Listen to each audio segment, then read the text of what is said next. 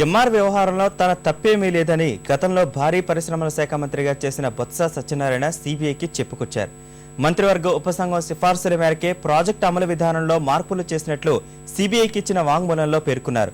తనకు తెలియకుండానే అప్పటి పరిశ్రమల శాఖ కార్యదర్శి కేవీ రావు జీవో 22 విడుదల చేశారని సిబిఐకి చెప్పారు. ఎంఆర్ కేసు ఛార్జ్షీట్లో బొత్సను 17వ సాక్షిగా పేర్కొన్న సిబిఐ ఆయన వాంగ్మూలాన్ని కోర్టుకు సమర్పించింది. ఎంఆర్ కేసులో ఛార్జ్షీట్ దాఖలు చేసిన కేంద్ర దర్యాప్తు సంస్థ మంత్రి బొత్స సత్యనారాయణను సాక్షిగా చేర్చింది. గత ఏడాది అక్టోబర్ 19న బొత్స ఇచ్చిన వాంగ్మూలాన్ని ఛార్జ్షీట్తో పాటు జత చేసింది. చంద్రబాబు హయాంలో ప్రాజెక్టుల్ని సమీక్షించేందుకు నియమించిన మంత్రివర్గ ఉపసంఘం ఎంఆర్ ప్రాజెక్టు అమల్లో మార్పులకు సిఫార్సు చేసిందని బొత్స తెలిపారు. ఆ సిఫార్సుల మేరకు ప్రాజెక్టులో మార్పులు చేసి జీవో 14/22ని విడుదల చేసినట్లు పేర్కొన్నారు. అయితే జీవో 22కు సంబంధించి ఫైల్ను అప్పటి పరిశ్రమల శాఖ కార్యదర్శి కె విశ్వేశ్వరరావు తనకు పంపించలేదన్నారు.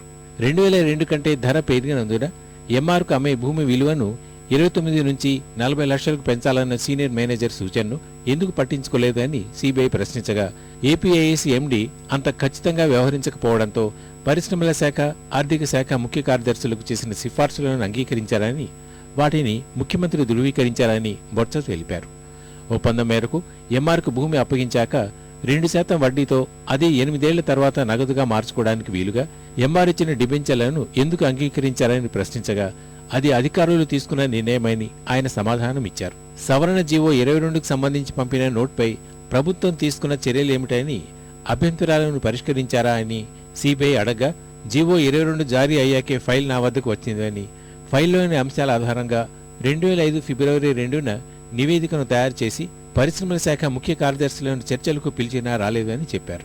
ఆ తర్వాత పరిశ్రమల ముఖ్య కార్యదర్శి ప్రత్యేక చీఫ్ సెక్రటరీ సమక్షంలో మాట్లాడి ఆమోదించారు. ఈ విషయంలో ముఖ్యమంత్రికి రహస్య నోట్ పంపినా పట్టించుకోలేదని వెల్లడించారు.